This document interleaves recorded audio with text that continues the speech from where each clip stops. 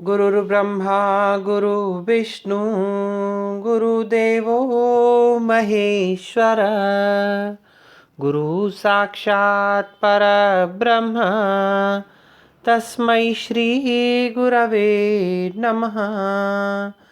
तस्मै श्री गुरवे नमः। तस्मै श्री गुरवे नमः। अब तक हम लोग अभिज्ञान शाकुंतलम के मंगलाचरण का अध्ययन कर चुके हैं।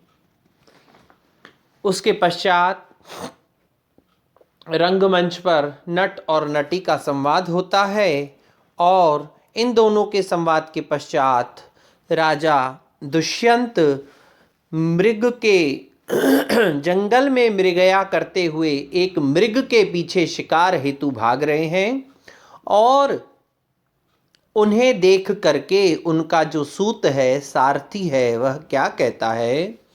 कृष्ण सारे ददत चक्षु त्वयि चाधिज्य कार्मुके मृगानुसारिणम साक्षात पश्यामि इव पिनाकिनम। कृष्ण सार नाम के मृग पर, हे राजन, कृष्ण सार नाम के मृग पर अधिज्य कार्मुके त्वयि च और धनुष पर प्रत्यंचा चढ़ाए हुए आप पर, दोनों पर चक्षु ददत आंखें देता हुआ अर्थात समान दृष्टिपात करता हुआ कृष्ण सार नाम के मृग पर और धनुष पर प्रत्यंचा चढ़ाए हुए आप पर समान दृष्टिपात करता हुआ साक्षात पश्यामी, साक्षात देख रहा हूं। किसको? मृगानुसारिणम पिनाकिनम, मृग का अनुसरण करने वाले भगवान शिव को मानो मैं देख रहा हूं। इसके पीछे कथा छिपी हुई है। जब सती अपने पिता के यहाँ जाती है और अपने पति भगवान शंकर का स्थान नहीं देखती है उस यज्ञ में, तब वह क्रोधित हो जाती है और पिता के द्वारा बहुत कुछ भला बुरा कहने पर वह उसी यज्ञाग्नि में अपने आप को प्रवेश करके और अपने प्राणों का त्याग कर देती है। जब यह सूचना भगवान शंकर को मिलती है तो भगवान शंकर बड़े क्रोधित होकर के वहाँ पहुँचते हैं और उन्हीं को देख करके, शंकर के उस क्रोधित रुद्र रूप को देख करके जो यज्ञ है वह मृग का रूप धारण करके उस सभा से भाग खड़ा होता है और मृग को भागता हुआ, यज्ञ रूपी मृग को भागता हुआ देख करके भगवान शंकर भी उसका पीछा करने लगते हैं। तो उस समय जो सादृश्य, उस समय जो जैसा वो दृश्य था, वैसा का वैसा दृश्य आज इस सारथी को भी मृग के पीछे अनुसरण करते हुए राजा दुष्यंत का दिखाई दे रहा है। हे राजन, कृष्ण सार नाम के मृग पर और आप पर, दोनों पर, कौन से आप पर? अधिज्य कार्मुके, जिसने अपने बाण धनुष पर प्रत्यंचा चढ़ाई हुई है, ऐसे आप दोनों पर दृष्टिपात करता हुआ मैं साक्षात, ऐसा लग रहा है मानो मृग का अनुसरण करने वाले भगवान शंकर को देख रहा हूं।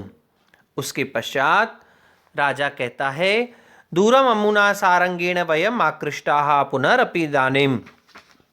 इस सारंग के द्वारा, इस हरिण के द्वारा हम काफी दूर तक लाए गए हैं, फिर भी देखो, क्या देखो?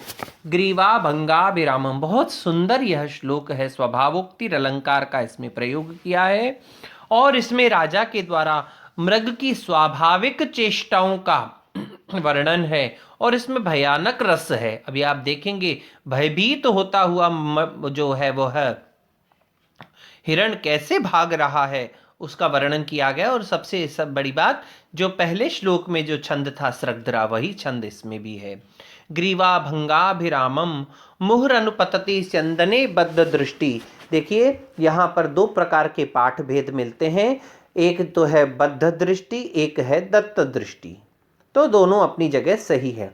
पश्चार्धेन प्रविष्ट शरपतन भयात भूयसा पूर्वकायम दर्भै अर्धावलीडै श्रम विवृत मुख भ्रंशिभिः कीर्ण वर्तमा पश्य उदग्र प्लुतत्वात् वियति बहुतरम स्तोक मुर्व्याम प्रयाति। राजा कहता है कि हे सूत सारथी देखो, पश्य देखो, अनुपतति अपने पीछे दौड़ते हुए भागते हुए, स्यंदने इस रथ पर, मुहु बार बार, ग्रीवा बंघा विरामम अपनी गर्दन को टेढ़ी करके, गर्दन को पीछे करके, अभिराम से बड़ी सुंदरता पूर्वक एक बद्ध दृष्टि, दत्त दृष्टि, बद्ध दृष्टि जो एकाग्र दृष्टि से देख रहा है। आप सोचिए, आप कल्पना कीजिए कि एक शिकारी किसी मृग के पीछे जा रहा है और मृग भाग रहा है उस शिकारी से बचने के लिए। तब वह क्या करता है, बार बार भागता भागता भागता बड़ी सुंदरता पूर्वक अपनी गर्दन को पीछे घुमा करके देखता है कि वह शिकारी मुझसे कितना दूर है। आप याद कीजिएगा, जब हम छोटे बच्चे हुआ करते थे और खेलते थे भागम भाग या दौड़ने का और भागने वाला खेल, तो जब हम भाग रहे होते थे और हमें कोई पीछे से पकड़ने के लिए आता था, तब हम लोग भी क्या करते थे, भागते भागते गर्दन को अचानक से पीछे घुमा करके देखने का प्रयास करते थे कि जो हमें पकड़ने वाला है वह हमसे कितना दूर है। और जैसे ही पता चल जाता था कि वह हमारे बहुत अधिक समीप आ चुका है, हम अपनी गति को और तीव्र कर दिया करते थे। वही स्थिति आज मृग की है। मृग भाग रहा है और भागते भागते वह अपनी गर्दन को, अपनी ग्रीवा को बड़ी सुंदरता पूर्वक घुमा रहा है और एकाग्र दृष्टि से राजा को और उसके रथ को देख रहा है। और क्या, शर पतन भयात, शर, शर अर्थात बाण, पतन यानी लगने के भय से, शर पतन भयात भूयसा पश्च अर्धेन पूर्व कायम प्रविष्ट है। अपने पीछे शर पतन बाण लगने के भय से अपने पीछे वाले आधे शरीर को अपने आगे वाले आधे शरीर में प्रविष्ट किया हुआ सा लग रहा है।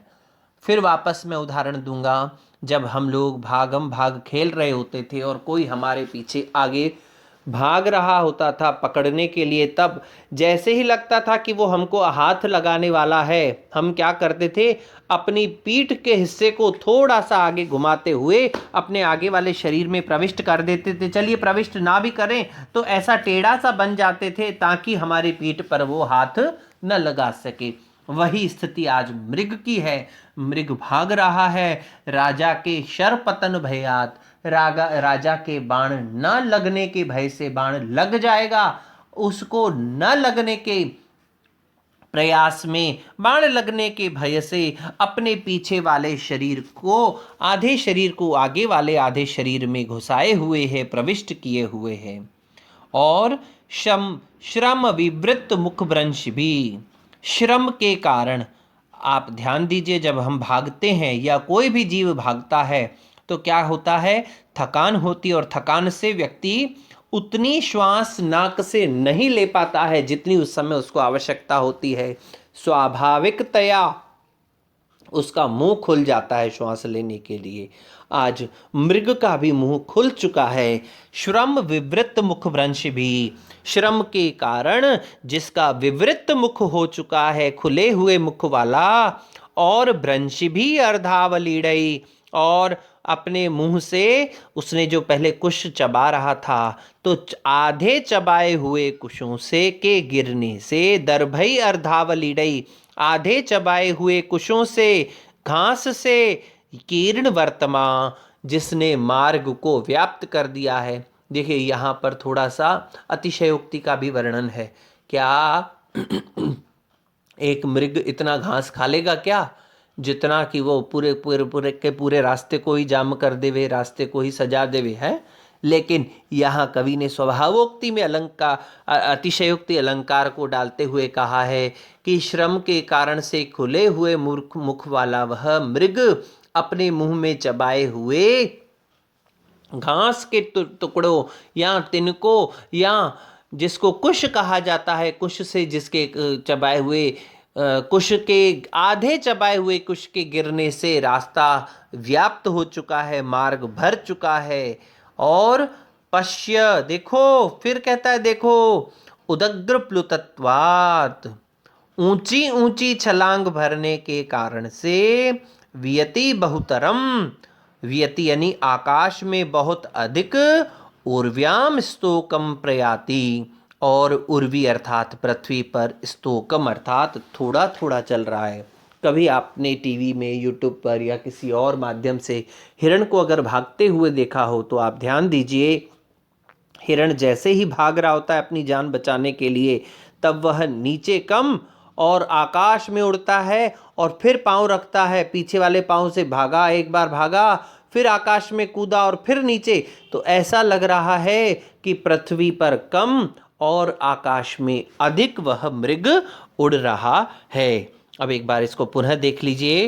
राजा कहता है, देखो सारथी, यह अपने पीछे दौड़ते हुए रथ को बार बार बड़ी सुंदरता पूर्वक अपनी ग्रीवा को घुमा करके एकाग्र दृष्टि से देखने वाला या बद्ध दृष्टि से देखने वाला या दृष्टिपात करने वाला, और बाण लगने के भय से अपने शरीर के पीछे वाले भाग को अपने शरीर के आधे वाले भाग में प्रविष्ट किया हुआ सा, और भागने के कारण से, श्रम के कारण से, थकान हो जाने के कारण से खुले हुए मुख से गिरा दिए गए आधे चबाए हुए कुशों से जिसने मार्ग को व्याप्त कर दिया है, ऐसा यह मृग ऊंची ऊंची छलांगे भरने के कारण से पृथ्वी पर कम और आकाश में अधिक